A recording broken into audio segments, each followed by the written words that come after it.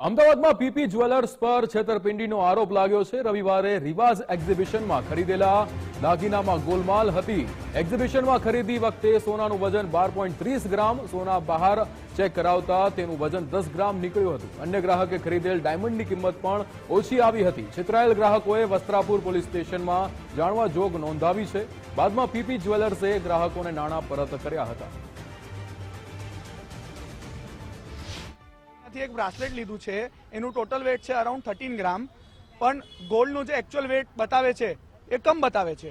એ લોકોએ બિલિંગ કર્યું છે 12 ગ્રામથી અને ટોટલ હું ચેક કરાયો છે સોનાર સાથે એ બતાવે છે 10 ગ્રામ, તો 2 ગ્રામનું ફેર આવે છે। જે 2 ગ્રામનું ફેર આવે છે એમાં એ ચીક કરે છે અને નોક કરે છે। એવું મને બોલે છે કે પાછા આપી દો, હું રિફંડ કરી આપીશ, 15% કાપીને રિફંડ કરી આપીશ, એ કરી આપીશ, તે કરી આપીશ, અને પ્રોપર જાણવણી કરતા નથી।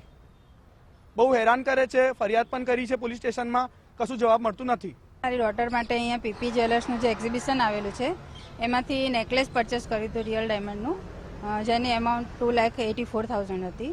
એમણે મને VVS GH ક્વોલિટી 35,000 પર કેરેટ કરીને આપ્યું હતું, જે મેરા જ્વેલર્સ રેગ્યુલર લેતી હોઉં છું ત્યાં ચેક કરાવ્યું, પણ એમણે એવું કીધું કે આ જે ડાયમંડની ક્વોલિટી છે 10,000 પણ કેરેટ પણ નથી।